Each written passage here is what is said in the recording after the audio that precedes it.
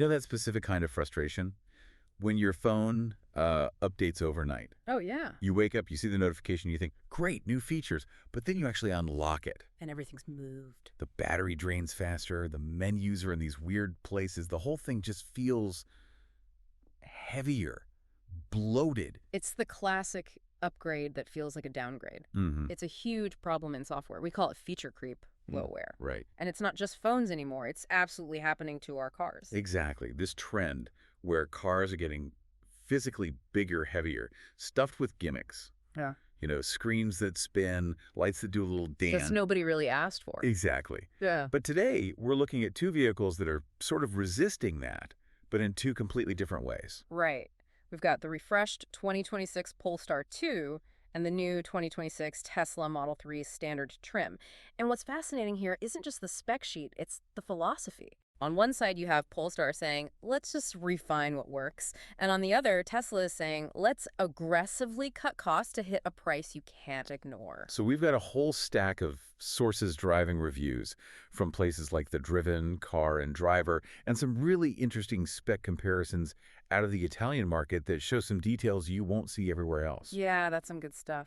Our mission today is to tear these two approaches apart and help you figure out, are you on team refinement or are you on team value? And honestly, this is a good status check for the whole EV market. We're not in that, revolution phase anymore. The early adopter days are kind of over. We're in the refinement phase. Exactly. It's about living with these things day in and day out. So let's start with the car that seems to be saying, I'm fine just the way I am. The 2026 Polestar 2, I mean, if you see one on the street, if they change anything, it looks exactly the same. Visually, almost nothing. And that's a very deliberate choice. The review in The Driven really highlights this idea of resisting bloatware. Usually a car maker hits that 4 or 5 year mark and they panic. They feel this pressure to, stick on a huge new grille, change the headlights to look meaner. Add some fake vents. Yes, fake vents. Polestar looked at the 2022 model and basically said, the design works, why mess with it? I respect that discipline, but in the car world, unchanged can also mean outdated. Did they give us anything new to look at? They threw us a small bone. There's a new color called Dune, which replaces juniper. And if you get the performance back, you get new, lighter alloy wheels. Okay. Inside, they've shifted to more recycled textiles and what they call animal welfare secured leather. But if you want a giant screen across the whole dash or like nightclub ambient lighting, this isn't it. The controls are basically untouched. So the skin is the same. But this is a deep dive. What's happening underneath? The sources mention a battery change. Is that new hardware? It is new hardware. This is where that refinement philosophy really shows up. They've upgraded the standard range battery to 70 kilowatt hours by switching to a CATL pack. And CATL is that huge Chinese battery company, right? The biggest in the world. Yeah. And that switch is crucial. It lets them squeeze out more efficiency, so you're looking at around 554 kilometers on the WLTP cycle. But the bigger news for you, the driver, is the charging curve. Ah, right. Because range is one thing, but how long am I stuck at a charger? Exactly. The old one was capped at 135 kilowatts, which is okay. It's fine. It's fine. But for 2026, they've bumped it to 180 kilowatts. That's a really significant jump. It means you're 10 to 80% charged. It's much, much faster. That makes a big difference on a road trip. What about the tech inside, the touchscreen? They swapped the processor. The old one could be a little laggy sometimes, especially with maps. The new chip makes it much snappier. Right. No more tapping and waiting. For the audio files, they've added a Bowers & Wilkins system as an option. Wow, Bowers & Wilkins is serious. That's usually in like high-end Volvos or BMWs. It fits the vibe, right? Quality over quantity. But we really have to talk about how it drives. Because both Car and Driver and The Driven called this a driver's car. And that's not just marketing. Not at all. It goes back to that massive engineering change they made in late 2023. Oh, right, when they flipped the whole drivetrain. I remember that. It's one of the wildest things I've seen a company do mid-cycle. They took a front-wheel drive car and completely re-engineered it to be rear-wheel drive. They just moved the motor. Okay, so for anyone listening who isn't a total gearhead, why does that matter? If I'm just sitting in traffic, do I really care which wheels are pushing? You do, even if you don't realize it. It's just physics. When you accelerate, the weight of the car shifts to the back. Right. In a front-wheel drive car, that means the front wheels get light and they can lose grip. That's when you get that wheel spin or that torque steer where the steering wheel kind of tugs in your hand. Yeah, it feels like it's fighting you a little bit. Exactly. With rear-wheel drive, the weight shifts onto the tires that are actually doing the work. You get better grip, smoother acceleration, and the steering feels purer because the front wheels are just steering. The reviewer from The Driven took one on some winding hills and said it was just so sure-footed compared to the old FWD models. And then there's the performance pack, the all-ins dampers. The gold standard. But they're manual, right? You have to literally get out, pop the hood, and turn a knob to adjust the suspension in 2026. You do. And that just sums up the whole Polestar philosophy. In a world of buttons on a screen for comfort or sport mode, Polestar gives you these incredible manually adjustable dampers. For people who want to feel the mechanics. Totally. The review said you get incredible feedback, you know exactly what the tires are doing, but they warned that on rough city roads, it can be harsh. It's firm. It's not a floating cloud. Okay, so Polestar is playing the quality dynamics and engineering card for people who actually like driving. Let's pivot to the elephant in the room. The 2026 Tesla Model 3 Standard. A completely different strategy. Tesla is not trying to be a boutique driving machine here. They're trying to move metal. And this standard trim comes in with a really aggressive price tag, around $38,630. Wow, that is way cheaper than the Polestar. That's mass market territory. Thousands cheaper.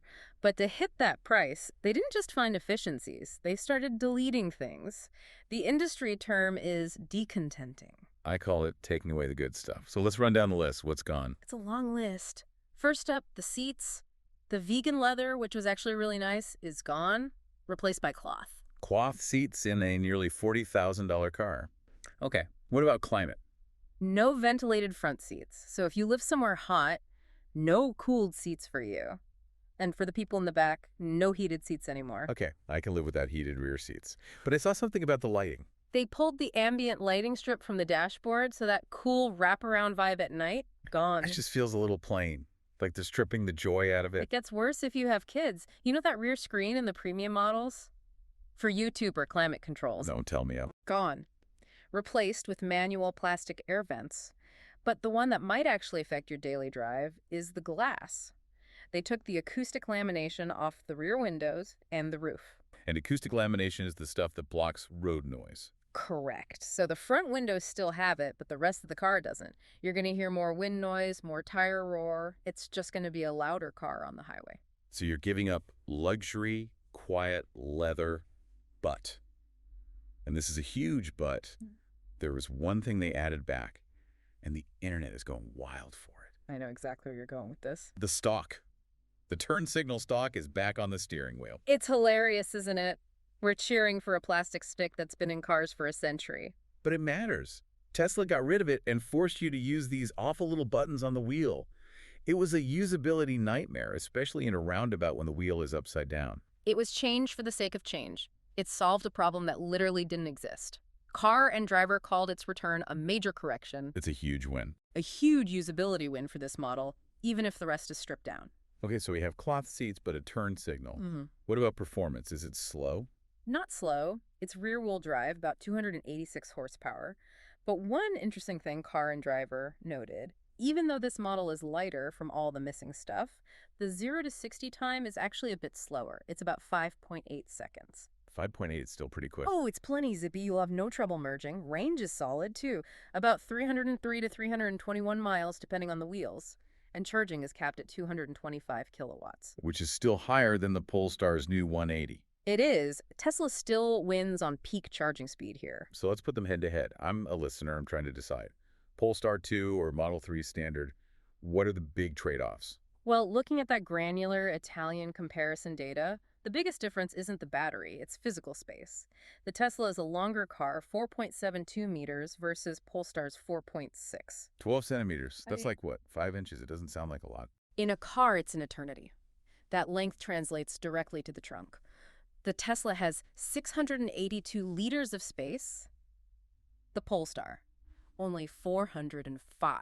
Whoa, that's not even close. The Tesla's almost double. Plus, the Tesla has a much bigger frunk, the front trunk. If you have a family, if you're hauling strollers, groceries, the Tesla wins on space, period. And efficiency. Tesla's usually king there, too. Still the efficiency king. They consistently hit that 13 to 14 kilowatt hours per 100 kilometers. Polestar has improved, but Tesla's aerodynamics and heat pump are they're incredibly optimized. You get more miles for every kilowatt. So Tesla wins on space and efficiency. Polestar wins on build quality, And handling. handling, build quality, yes.